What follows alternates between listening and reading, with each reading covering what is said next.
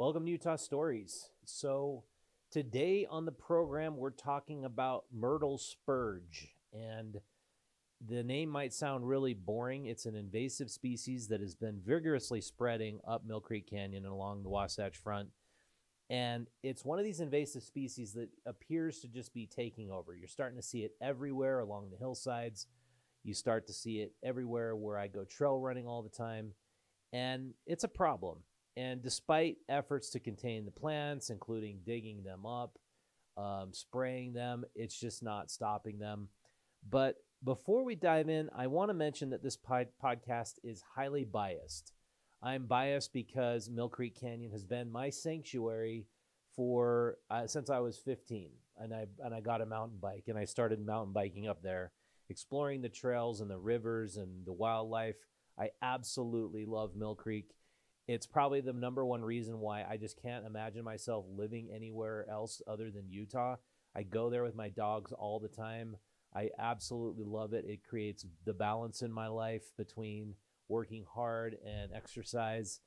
And so I really value the wildlife up there. I value being able to go up there just 10 minutes from our office. So I'm very much biased. So let's get into this. This spring, the Utah Division of Natural Resources, along with Salt Lake County, decided to take extreme measures to eliminate myrtle spurge. They wanted to use these massive drones, which I want to show you these pictures of, to spray gallons upon gallons of glyphosate from the air to kill the plants. And they contracted a company called Tera Landworks to conduct the aerial herbicide operation. And why not? Why not nuke the plants? Just get rid of them using the most destructive force we have in our herbicide arsenal. Because most people don't know this, and I only know it because I've studied agriculture for the last 10 years and agriculture practices. But Roundup and its parent company, Monsanto, had to settle a multi-billion-dollar class action lawsuit, actually several multi-billion-dollar class action lawsuits, because glyphosate is a carcinogen. It gives people leukemia, non-Hodgkin's leukemia. There's really no doubt about it. Glyphosate kills not only weeds, but all plants in its path, and it's known to destroy microflora in your gut biome. And I don't want to get too deep into what that is, but all of your brain chemistry is made in your gut biome, in your gut. And our overall health and wellness is very much dependent on our gut biome. Glyphosate is the best herbicide on planet Earth, and it kills all herbs. Of course, it also kills the bacteria in our guts. And I mentioned in a previous podcast, I believe strongly that this disease epidemic we have, chronic diseases such as childhood asthma, childhood obesity, diabetes, all these chronic illnesses, which used to not exist before 60 years ago, autism, are flourishing today. And nobody's really asking what is the root cause of these problems. We're starting to understand that perhaps the way we produce our agriculture in this country might have something to do with it. But our Center for Disease Control, that is basically the giant government agency whose job it is to protect us, actually was found in collusion with Roundup, with Monsanto. They were colluding to basically hide the facts about this harmful chemical. So where did I get this information? Let's pull up the Center for Biological Diversity. Can we pull up that website, Allegra? All right, so documents released by this court order indicate that possible collusion may have resulted in a biased review of cancer risks associated with glyphosate, the most commonly used pesticide in the world and the active ingredient in Roundup. The report continues, the EPA is supposed to protect us from toxic chemicals, not go out of its way to protect the profits of chemical companies, said Lori Ann Bird, Environmental Health Director of the Center for Biological Diversity. I'm glad to see the Inspector General is investigating these disturbing indications that one of the EPA's top staffers may have been working with Monsanto to hide the truth about the dangers of glyphosate. So why do I believe that This is more reputable and accurate than the EPA. Why do I believe that? Because they were colluding, and that all three juries have concluded by looking at all the evidence that Monsanto was hiding the danger risks of cancer in using glyphosate. They're just hiding it. And then Monsanto was basically dissolved and bought out by Bayer, a big German company. I'm going to go into that a little bit later. But the IARC has ruled it as probably a known carcinogen to humans. And who's the IARC? Let's pull up that website real quick. It's this is from Sokolov Law, and this is basically the conclusions that they've settled on. I'm going to just go into three of them. Approximately 165,000 Roundup lawsuits have been filed and settled against Monsanto and Bayer. Bayer's paid out $11 billion in Roundup lawsuit settlements. The FDA, EPA, USDA, Department of Agriculture has yet to admit glyphosate's a carcinogen because it is absolutely integral in our crop production in the United States. I don't know if, most people don't know this. I've only learned this because I study agriculture. But the point is, we use GMO crops in the United States for our wheat, for our soybeans, for our corn. And what does GMO mean? What does that mean? Genetically modified. A lot of people just want to say it's no big deal. It's called Roundup Ready corn, Roundup Ready wheat. You can spray it like crazy with Roundup, and it won't kill the plants. This has enabled crop production in the United States to go crazy. We can produce so much of these staple crops because we can spray it with Roundup and just drench it in that stuff, and it'll still grow because they've genetically modified it. But what does that Roundup residue do to our gut flora? I have chronic asthma. I'm very curious as to why I get asthma. And I find that if I eat a lot less wheat gluten or just wheat products, I get fewer asthma attacks. And I don't know the science behind it. I don't know. I'm not an expert. I'm not claiming to be one. But what I notice is that when I go to Europe or I eat European grains that aren't sprayed with Roundup, so in the United States, virtually all of our wheat is Roundup Ready GMO wheat unless it's labeled otherwise. But in Europe, most of their wheat is grown without Roundup, and I find that I do not have wheat sensitivities when I visit Europe. But these lawsuits really are ignored by all of our federal agencies. The results of these lawsuits proving that there's collusion between the EPA and Monsanto, they're virtually ignored. And like I said, 30% of the crops grown in the European Union are GMO, but they don't use glyphosate. They were considering banning all glyphosate usage in the European Union. It's banned in regions in Africa. It's banned. They were considering banning it even in Mexico. But then Bayer, one of the biggest companies in Germany, bought Monsanto and for $63 billion in 2018. And then they decided, we're not going to ban glyphosate because it's one of the biggest profit generators.